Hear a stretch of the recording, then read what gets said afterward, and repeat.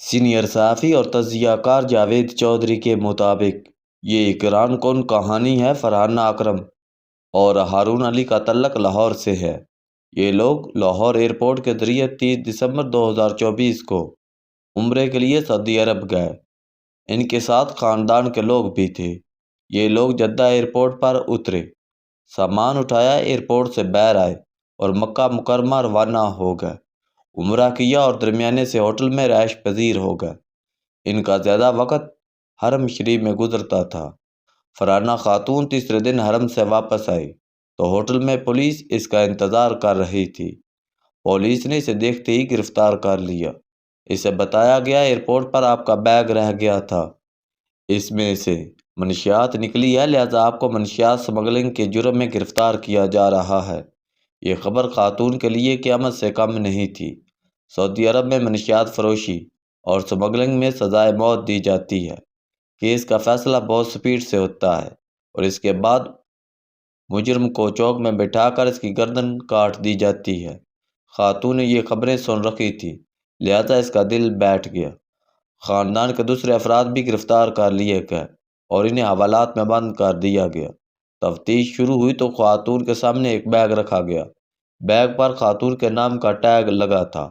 خاتون سے پوچھا گیا، کیا یہ آپ کا بیگ ہے؟ خاتون نے فوراً انکار کر دیا۔ اس کا کہنا تھا، ہم نے 6 بیگ بک کرائے تھے اور ہم نے جدہ میں یہ سارے وصول کر لیے تھے، ہمارا کوئی 7واں بیگ نہیں تھا۔ خاتون سے پوچھا گیا، پھر اس بیگ پر آپ کا ٹیگ کیوں ہے؟ خاتون کا جواب تھا، مجھے سمجھ نہیں آ رہی۔ وہ تھوڑا سا رکی اور پھر سوچ کر بولی، ہم نے جب جدہ ایئرپورٹ سے اپنے بیگ لیے تھے تو میرے ایک بیگ پر ٹیگ نہیں تھا۔ میں نے اپنا بیگ پہچان کر بیلٹ سے اٹھا لیا تھا اور اسے بھی دوسرے بیگ کے ساتھ مکہ لے آئی تھی۔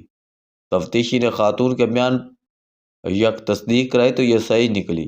اس کے پاس واقعی 6 بیگ تھے۔ ایئر لائن نے بھی ان کے صرف 6 بیگ بک کیے تھے اور ان بیگز پر بکنگ سٹیکرز بھی موجود۔ جدہ ایئرپورٹ کی CCTV فوٹیج سے بھی بیان کی تصدیق ہو گئی، لہذا کیس الجھ گیا۔ سعودی عرب اور پاکستان کے اینٹی نارکوٹکس فورس کے درمیان رابطہ ہوا اور سعودی ANF نے پاکستانی ANF کو لکھ دیا، اب یہاں سے خاتون کی لک سٹارٹ ہوتی ہے۔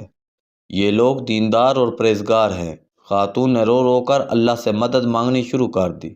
اللہ نے مہربانی کی اور اسے پہلے سے سعودی عرب میں اچھی تفتیشی ٹیم مل گئی۔ اس ٹیم نے اس کے بیان کی باقاعدہ تصدیق کرائی اور اس دن کی ایئرپورٹ کی فوٹیج بھی دیکھی۔ ایئرپورٹ کے کیمروں میں اس کے تمام بیگ بھی آ گئے اور کیمرے میں بھی یہ نظر آ گیا۔ خاتون نے منشیات کے بیگ کی طرف دیکھا اور نہ اسے پہچاننے کی کوشش کی تھی، جبکہ وہ اس کے سامنے بیلٹ پر چل رہا تھا۔ پاکستان میں بھی اسے اچھی ٹیم مل گئی۔ پاکستانی ٹیم نے بھی سر درد لیا۔ یہ بھی لاہور ایئرپورٹ گئی اور 30 دسمبر کی ساری فوٹیج نکلوا لی۔ خاتون کا نصیب اچھا تھا، اس دن ایئرپورٹ کے سارے کیمرے کام کر رہے تھے اور ان کیمروں میں خاتون، ان کی فیملی اور تمام بیگ ریکارڈ ہو گئے تھے۔ فوٹیج بار بار دیکھی گئی تو پتہ چلا خاتون سچ کہہ رہی ہے۔ اس کے پاس واقعی 6 بیگ تھے اور منشیات کا بیگ انہوں نے بک کرایا تھا اور نہ ہی ایئر لائن نے بک کیا تھا۔ اب سوال پیدا ہو گیا، یہ بیگ پھر کہاں سے آ گیا؟ اسے کس نے بک کرایا؟ اس پر خاتون کا ٹیگ کیسے لگ گیا؟ ان سوالوں کے جوابوں کی تلاش کے لیے جب لاہور ایئرپورٹ کے مزید فوٹیج دیکھی گئی تو ملزم سامنے آ گیا۔ پتہ چلا بیگز جب بکنگ کے بعد جہاز کی طرف لے جائے جا رہے تھے۔ اس وقت ایئرپورٹ کی ایک پورٹر نے خاتون کے بیگ کا ٹیگ اتارا اور اپنے پاس موجود بیگ پر وہ ٹیگ لگا کر اسے جہاز کے سامان کے خانے میں رکھوا دیا۔ ANF نے پورٹر کی شناخت کی اور اسے گرفتار کر لیا۔ وہ مکر گیا، لیکن جب اسے فوٹیج دکھائی گئی تو اس کے پاس کوئی جواب نہیں تھا۔ مزید تفتیش ہوئی تو پتہ چلا یہ ایک منظم گروہ ہے جو اسی طرح دوسرے مسافروں کے ٹیگز اتار کر منشیات کے بیگز پر لگا دیتا ہے۔ یوں یہ بیگ سعودی عرب پہنچ جاتے ہیں۔ مسافر اسے اپنا سمجھ کر جدہ ایئرپورٹ سے باہر لے جاتے ہیں۔ اگر اس دوران بیگز پکڑا جائے تو بے گناہ اور معصوم مسافر گرفتار ہو جاتا ہے، اور اگر خوش قسمتی سے مسافر بیگ لے کر باہر آ جائے تو یہ لوگ کوڈ یا ٹیکسی سٹینڈ پہنچ کر مسافر کو روکتے ہیں، ان سے معذرت کرتے ہیں اور پھر اسے بتاتے ہیں آپ غلطی سے ہمارا بیگ اٹھا لائے ہیں۔ مسافر فوراً مان جاتا ہے اور ان کا بیگ ان کے حوالے کر دیتا ہے اور یوں منشیات سعودی عرب پہنچ جاتی ہے۔ بہرحال قصہ مختصر، پورٹر کی نشاندہی پر 9 اسمگلر گرفتار ہو گئے انہوں نے جرم کا اعتراف بھی کر لیا، جس کے بعد رپورٹ، فوٹیج اور مجرموں کا اعترافی بیان مکہ مکرمہ بھجوا دیا گیا، جس کے بعد سعودی حکومت نے فرحانہ اکرم اور اس کے خاندان کے لوگوں کو رہا کر دیا۔ لیکن مہینے بھر کی جیل میں خاندان نے جس مشکل میں وقت گزارا، اس کا اندازہ صرف یہی لوگ کر سکتے ہیں۔ اب خود سوچئے، آپ ایک عام لوور مڈل کلاس سے تعلق رکھتے ہوں، جیسے تیسے پیسے جمع کر کے عمرے پر گئے ہوں، آپ کا زیادہ وقت حرم شریف میں عبادت میں گزرتا ہو، اور پھر آپ کو ایک ایسے قانونی جرم میں گرفتار کر لیا جائے جس کی سزا موت ہو، تو پھر آپ کی صورتحال کیا ہوگی؟ فرحانہ اکرم اور اس کے خاندان کے لوگ بھی پورے مہینے اسی اذیت اور مشکل کا شکار رہے۔ اللہ تعالیٰ کا ان پر رحم آ گیا اور یہ لوگ صرف مہینہ بھر کی خواری کے بعد رہا ہو گئے۔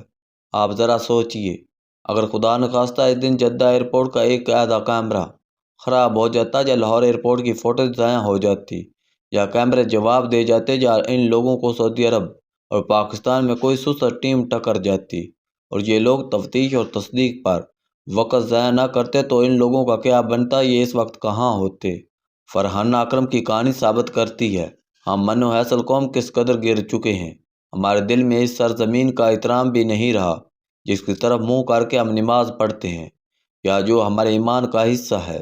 ہمارے لوگ کس قدر ظالم اور غلیظ ہیں، آپ یہ جاننے کے لیے کسی دن سعودی حکومت سے پوچھ لیجئے، آپ کو خود سے گھن آنے لگے گی۔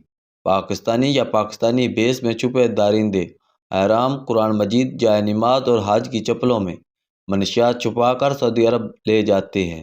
خواتین منشیات کو جسم کے ان حصوں میں چھپا کر حجاز مقدس پہنچ جاتی ہیں جن کا تصور بھی نہیں کیا جا سکتا، اور یہ کام حج اور عمرے کی آڑ میں ہوتا ہے۔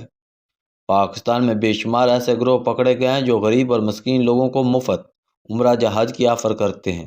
لوگ خوش ہو کر ان کے رزق اور عمر میں اضافے کی دعائیں کرتے ہیں، لیکن جب یہ لوگ جدہ اترتے ہیں تو انہیں اس وقت پتہ چلتا ہے ان کے مہربان سخی نے ان کے بیگ میں ہیروئن جائز چھپا دی تھی۔ یہ ظالم لوگ بزرگ عورتوں اور معصوم چھوٹے بچوں کے جسم تک میں منشیات چھپا کر سعودی عرب پہنچا دیتے ہیں۔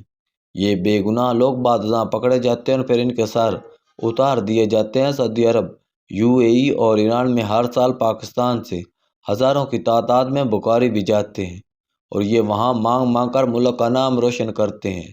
یہ بخاری جاتے ہیں، 6 ماہ کا سیزن لگاتے ہیں، پاکستان واپس آتے ہیں، عیاشی کرتے ہیں اور احرام باندھ کر دوبارہ سعودی عرب پہنچ جاتے ہیں، اور پھر خانہ کعبہ اور مسجد نبوی میں لوگوں کی عقیدت سے کھیل کر مال سمیٹتے ہیں۔ ہم UAE، عراق اور ایران میں بھی یہ گنونا کھیل کھیلتے ہیں، اور ہمیں ذرا برابر ملال یا شرمندگی نہیں ہوتی۔ اس وقت بھی ان چاروں ملکوں کی جیلوں میں ہزاروں پاکستانی قید ہیں، اور یہ وہاں کی حکومتوں کو بتا رہے ہیں ہم کس قدر غیرت مند اور شاندار قوم ہیں۔ ہم اکثر دنیا سے شکوہ کرتے ہیں دنیا ہماری عزت نہیں کرتی۔ دنیا کیوں عزت کرے؟ جب یونان یا اٹلی میں کشتی ڈوبے گی تو اس میں پاکستانی نکلیں گے۔ دنیا کے ہر ایئرپورٹ پر پاکستانی پاسپورٹ پر جعلی ویزے ملیں گے۔ ہم جب بچے اغوا کر کے ملک سے باہر بھیج دیں گے، جعلی نکاح ناموں پر امیگریشن اپلائی کر دیں گے۔ یورپ میں اپنی بیٹیوں کو قتل کر کے ان کی لاشیں ڈسٹ بینوں میں پھینک دیں گے۔ ہمارے پائلٹس اور ایئر ہوسٹس سمگل کرتے پکڑی جائیں گی، یا کینیڈا میں غائب ہو جائیں گی، یا باہر سے موبائل فون سمگل کر کے لے آئیں گی۔ اور جب لوگ سرکاری پاسپورٹ پر دوسرے ملکوں میں لینڈ کر کے غائب ہو جائیں گے تو پھر ہماری کیا عزت ہوگی؟ ہم روز اخبارات میں ایئرپورٹ سے ہیومن سمگلر، جعلی ویزا ہولڈر اور مسافر کے بیگ سے منشیات نکلنے کی خبریں پڑھتے ہیں۔ یہ خبریں دوسرے ملکوں میں بھی پڑھی جاتی ہیں۔ جب صورتحال یہ ہوگی تو پھر عزت کہاں سے آئے گی؟ آپ خود سوچئے، جو لوگ عمرہ اور زیارت کو نہیں بخش رہے، جو اسے بھی سمگلنگ اور ڈکنکی کے لیے استعمال کر رہے ہیں، جو حرم شریف میں کعبے کے سامنے کھڑے ہو کر بھیک مانگ لیتے ہیں، یا جو دوسرے حاجی کی جیب کاٹ لیتے ہیں، کیا آپ ان کی عزت کریں گے؟ مجھے بعض اوقات محسوس ہوتا ہے ہم مسلمان تو دور، ہم دراصل انسان ہی نہیں۔